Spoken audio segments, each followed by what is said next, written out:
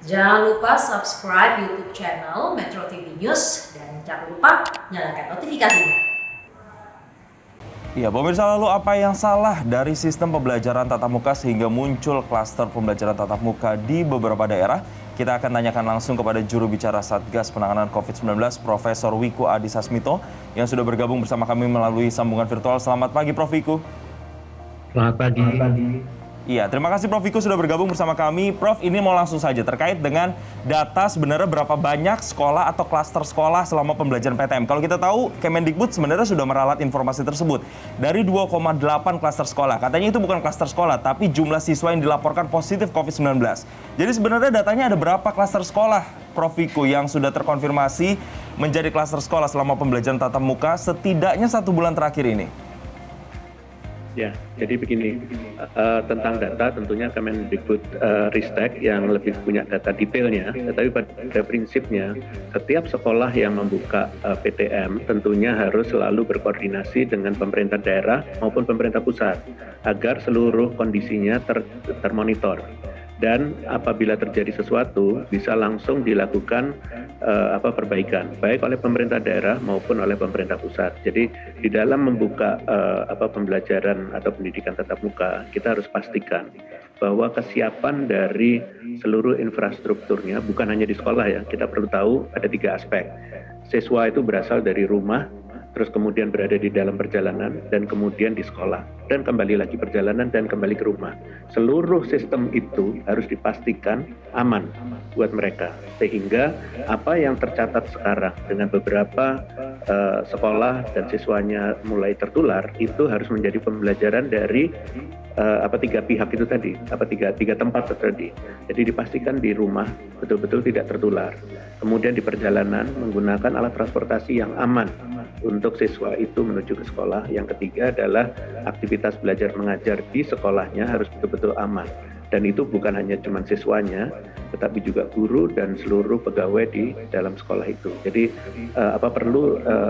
semua komponen itu melakukan proses mulai prakondisi, kemudian kita harus melakukan simulasi memastikan bahwa tidak terjadi penularan atau membiasakan mereka semuanya, kemudian melakukan prioritas mana duluan dan timing yang tepat, dan selalu koordinasi pusat daerah dan terus dilakukan monitoring evaluasi supaya setiap kali ada kejadian langsung bisa dikendalikan. Demikian. Baik, Prof. Wiku, artinya saya mau minta penegasan dari Prof. Wiku lagi.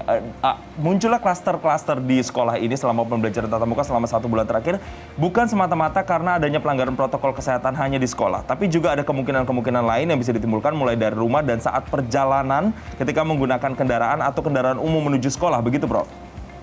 Betul, karena seseorang terkena itu tergantung dari di mana dia kenanya. Kalau kebetulan di sekolah siswanya, muridnya tertular, bisa saja kan tertularnya di sekolah.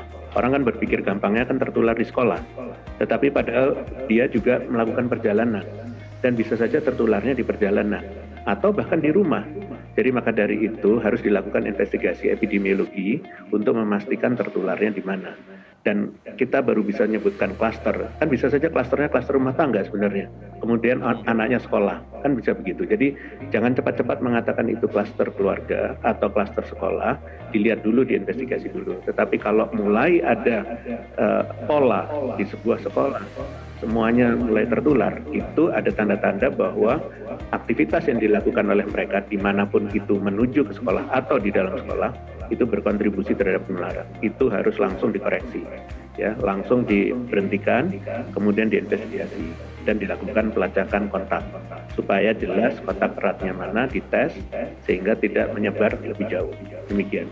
Baik, ketika misalnya sudah ditemukan ada laporan tenaga pendidik atau siswa yang kemudian reaktif atau positif COVID-19, langkah-langkah apa yang seharusnya dilakukan oleh sekolah, Prof? Kalau kita ambil contoh di DKI Jakarta misalnya, Kepala Dinas Pendidikan DKI Jakarta Nadiana bahkan sudah menutup 7 sekolah dan melakukan penutupan sekolah ini selama 3 kali 24 jam untuk disinfeksi. Apakah langkah ini langkah yang cukup tepat, menutup hanya 3 kali 24 jam, Prof. Wiku? Itu salah satu contoh langkah yang perlu diambil, menutup dalam rangka untuk mengendalikan situasi. Salah satu yang dilakukan dalam pengendalian situasi, kalau di situ tertular, maka perlu dilakukan disinfeksi supaya agen penyakitnya di situ bisa betul-betul hilang atau bersih. kemudian bisa dimulai lagi. Selain itu juga dipastikan bahwa selain disinfeksi adalah diinvestigasi itu tertularnya siapa yang tertular, dari mana, dicoba ditanya kepada mereka, dan kontak dengan siapa saja, itu juga harus dilakukan. Jadi lamanya ditutup itu terkait dengan proses pengendalian dari situasi yang timbulnya kasus itu, dan itu harus dilakukan di sekolah, dilakukan juga bersama dengan komitmen dari keluarga dan faktor perjalanan tadi. Jadi ingat bahwa tertular itu bisa di mana saja. Maka dari itu protokol kesehatan harus ketat, mulai jadi di rumahnya juga ketat, dalam perjalanan juga ketat, di tempat sekolah juga ketat.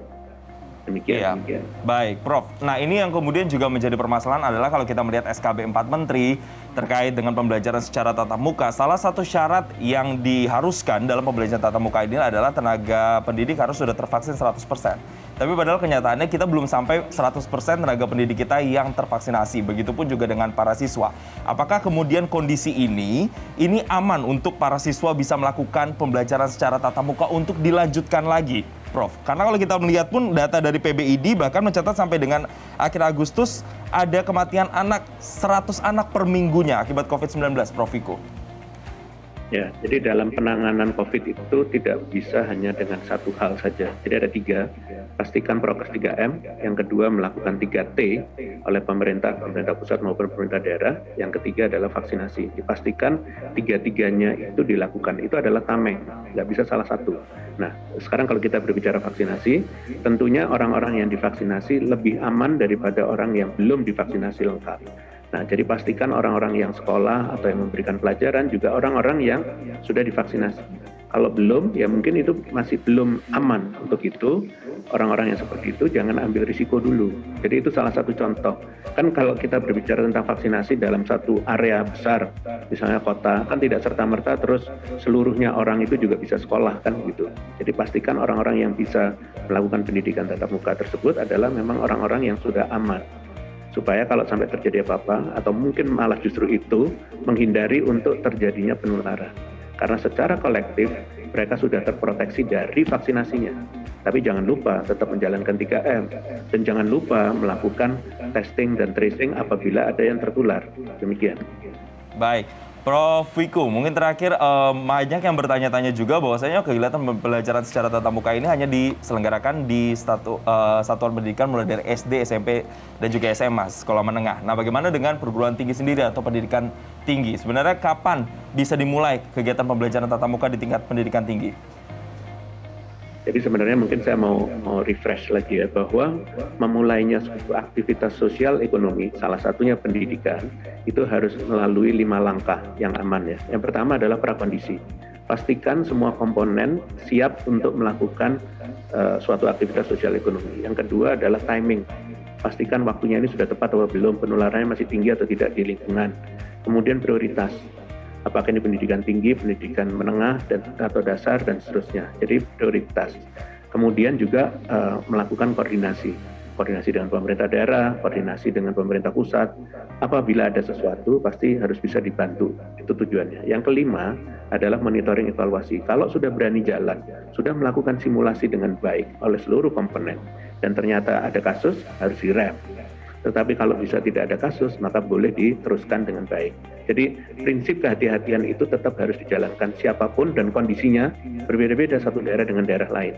Karena kondisinya memang berbeda, dan masyarakatnya pun juga berbeda. Jadi kita harus menyesuaikan diri, termasuk di perguruan tinggi.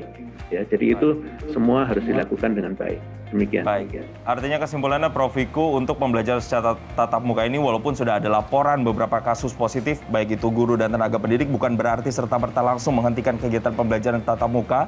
Bisa berjalan, tapi kemudian reaksi tanggap atau mitigasi resiko yang harus dilakukan ini mulai dari testing, tracingnya ini juga harus kembali diperkuat. Terima kasih Prof Wiku Adhisa Smito, juru bicara Satgas Penanganan COVID-19 telah bergabung bersama kami di Selamat Pagi Indonesia.